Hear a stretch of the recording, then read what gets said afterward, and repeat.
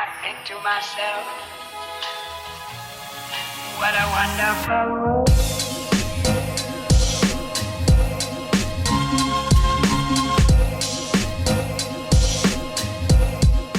What's going on, guys? Welcome back to another video. Now today we're not working on the Escort, but we're working on something that's going to be going in the Escort. I think what I'm trying to say is I'm finally going to be tackling the Pinto engine, which we picked up earlier this year from Escorts.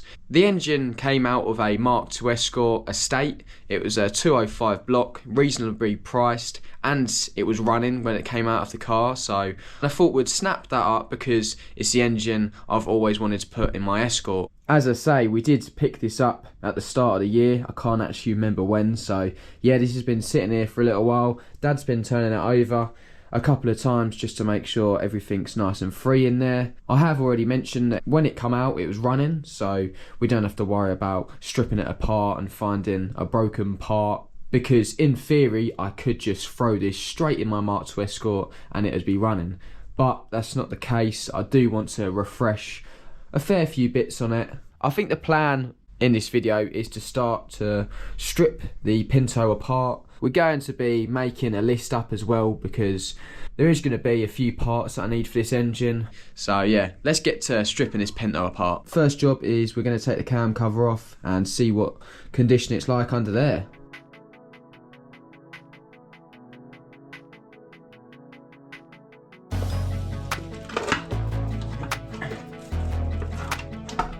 Yeah, boy.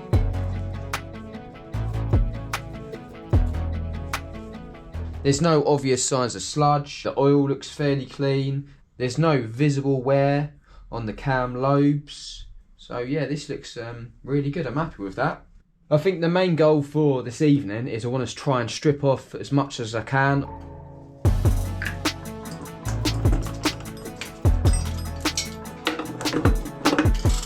Here is the twin choke carb that I've just removed. I've only just realised that this is a Weber twin choke. It's actually in pretty good nick and I could probably use it. I was looking at this throttle linkage though, and this has been welded up a few times, so I'll probably have to get a new one of these. It'd need a good service, but yeah, I might be fitting this back. I'll have to decide on that. This side of the engine is already starting to look much more bare, and you can see a lot more reds appearing. It'll probably look good in Dad's Mark I Fiesta, but I don't think the red's going to go with my beige Mark II Escort somehow.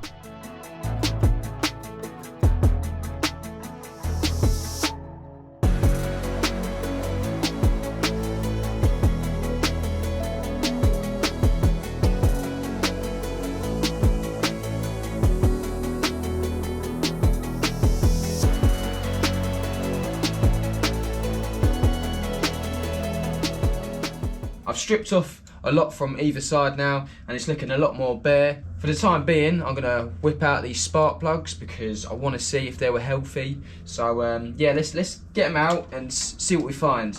Not quite sure how well the GoPro will pick these up, but yeah, they're all just a little bit sooted up, which is all good. None of them have oil on them or anything, so yeah, that's really good. I'm happy with that. Obviously another part that will be replaced anyway. Got all my bits nicely rearranged down there. I didn't mention earlier, but the engine did come with a flywheel and a clutch. The clutch I'll be replacing because we just never fit second-hand clutches, but the flywheel is pretty good. It's not scored at all and it hasn't got many heat marks, so I'll just be putting a bit of emery paper over that and that can go again for sure. It's now another day and I'm going to delve into this Pinto engine a little bit further and start to take off some of the auxiliaries. First up, I'm going to be removing the thermostat. So there's literally just two 13mm bolts and we can get this off.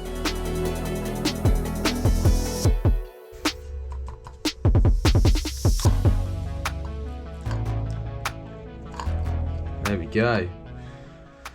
I'm very happy with that because sometimes you'll take a thermostat off and it'll be all clogged up, but that actually looks reasonably clean for an engine of this age. Gasket's seen better days, but obviously we're going to be replacing that. starting to make a little bit more room here, and I'm going to move straight on to removing the water pump. Now it's got this pulley on it that I've got to remove first, and then I can get to the bolts at the back.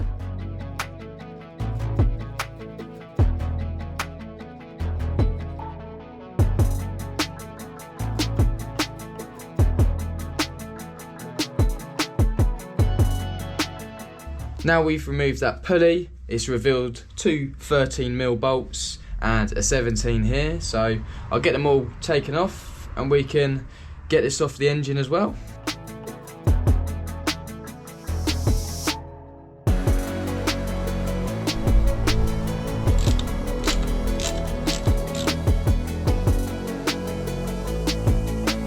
That's all the bolts removed. Let's see if we can get this off with a gentle bit of persuasion. Might need the hammer. Mallet, should I say.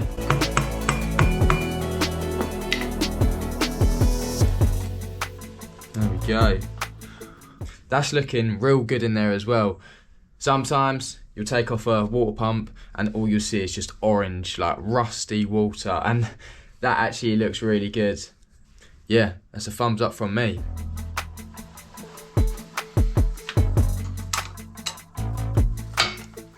I'm just currently removing the crank pulley. I was going to use my gun, but I had to use a bar and jam a screwdriver in there, but they both work exactly the same way. There we go. Now one thing I should say is I have timed up the engine, whereas I've got my little mark here in the pulley, and before I took it off I made sure it was lining up with this little indicator here. And talking about that indicator, down here there's a chunk of alley missing. I don't know how, but I've seen these for sale on Burton Power, so I think I'm going to pick one of these up as well. I could go ahead and take the belt off, but there's no point in doing that in today's video because the main objective is to strip down the engine as much as I can. Once I've got the new belt, then I can line up my other markings and then take off the belt and refresh it with a brand new timing belt and tensioner.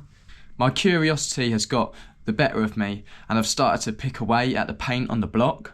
I must have spent about 10 minutes tops on this, and yeah, this paint comes off so easily. I'm not sure how it was prepared or what type of paint it is, but it literally just flakes off with a screwdriver. So that's good news to me because I'm going to be able to strip all of this off nice and easily before I put a good couple of layers of thick engine enamel paint on. As you can see around here by the spark plugs, it just crumbles off. It just flakes off so easily. There is one section of this engine which I haven't focused on yet, and that is the sump. I'm going to turn the camera around and explain a little bit about it to you guys. Here is the sump that the Pinto came with. Now this has been modified to fit into an Escort. As I have previously mentioned, it came out of a Mark II Escort. So someone has welded up this and modified the sump so it clears the cross member. But the engine has been sitting there for a few months and there has been a slight leak. I have got two options. I can either repair that small leak or look for another modified sump which suits Escort installation. But for the time being, I'm just going to remove it, make sure there's no sludge accumulating in there, and then we'll go from there.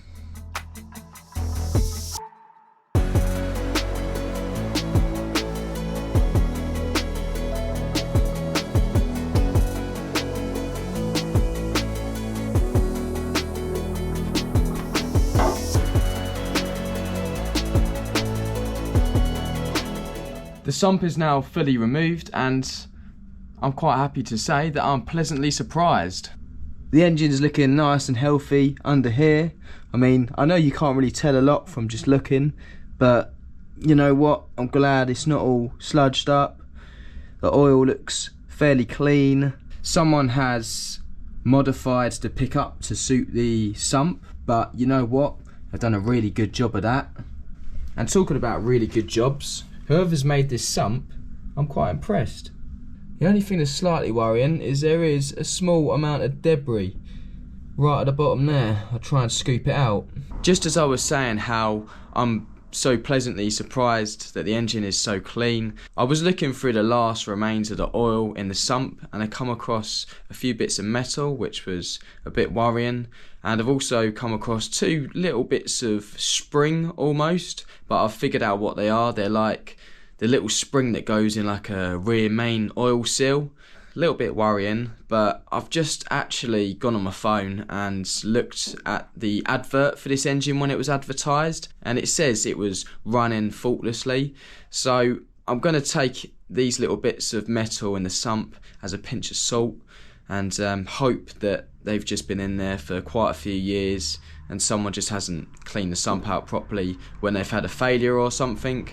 Talking about plans for the engine anyway, it's got the potential because it's a 205 block. I'll only be keeping it in the Escort for a couple of years and then it can come out one winter and I'll treat it to some real proper sporty goodies. So we'll get a Larry cam in there, a light and flywheel, and might even start to mess about with the bottom ends, because I'm not quite sure if everyone knows this, but this bottom end, so the block, is the same as a Cosworth YB. So yeah, it's just obviously the heads that's different. So yeah, there's a lot of potential to boring these out, putting a YB pistons in there and that. I've just been having another further look into the sump because yeah, it's kind of got me, because I was like, how can it be such a good running healthy engine but have loads of bits of metal in the bottom? And I think I've sussed it. So I looked along one of the weld lines and there was still little bits of metal attached. So I think it's from the welds. I generally think someone's welded this up and then put it on the car, and throughout time and that, some of the little bits of metal have just come off of the weld. I'm not going to worry about it too much. It's now that time in the video to figure out what I need for the Pinto and write out a list. I think we're going to start from the top and all agree that we need a timing belt. There we go, timing belt and tensioner. Next up, I think it's going to be cheaper to get a whole kit, so I'm going to get all the gaskets together. So that's exhaust, inlet, cam, sump. So yeah, going to get a full gasket kit. Any other seals or gaskets that don't come in the kit, I'll definitely be buying anyway. Next up, we're going to definitely want a new thermostat. Going to get a new housing just because they're so cheap. And whilst we're thinking about cooling, I need to get a new water pump as well. Let's think more service parts now, so spark plugs.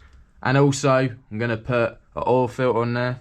I previously mentioned that I received a flywheel and clutch with the engine, and the flywheel can go again, but definitely not the clutch. I'll be changing that. That should come with the pressure plate and the release bearing as well. I'm not sure what's on the market, but I'm going to put down sump as well with a little question mark. Just because if there's modified ones there to buy off the shelf, then I'll do that. But one thing I do need to get is some more exhaust studs because some of them are missing. I'm not quite sure what name the next part comes under, but it's the part that sort of protects the crank, and there was a little bit that's chipped off of it. It probably doesn't matter at all, doesn't affect the running, but just for the looks, I want to get a new one. So I'm going to call it lower crankcase housing. The HT leads are damaged. Here's our list as it stands. There's definitely more parts that I'll have to purchase for this engine, but that's gonna get us started for now. Also, I haven't written every single last thing down there. There is gonna be seals and bolts that I'm gonna need along the way, but yeah, as I say, that's a rough guideline. I knew there'd be one I forget, but I didn't realise that it'd be such an important one. I'm definitely gonna need some paint. I think that nicely rounds off this video. I've shown you what engine we've got for the Escort and done a little bit of work stripping it down. I'm gonna go inside in a minute and try and find out how much all them parts come to and then get them ordered. I can't remember if I mentioned this at the start of the video, but I am still working on a Mark II Escort. I'm just doing a few bits behind the scenes. Inside the cab, I'm just grinding down welds, I'm bare metaling the inside of that dash, and just doing a few monotonous tasks that just aren't that exciting to record. I hope within the next couple of days I can get the whole of the interior in primer, and then yeah, we can move on to the next stage of the build, because I really do need to weld in my heater bowl, and then I can get the scuttle on, and then the engine bay will be pretty much there. I'll just have to primer it all, and yeah, it's gonna be very exciting stuff. But that's enough waffling anyway. I'll be tackling that in another Escort video. I'm just glad that we made a start on the engine today, because it's been sitting here for quite a few months now, and I thought I don't want to get to that stage where I'm ready for the engine, but the engine ain't ready for the car. With all that being said, if you did enjoy this video, please give it a like, and if you like what you see, subscribe to the channel to see more. Thank you all for watching, and until the next one, I'll see you guys later.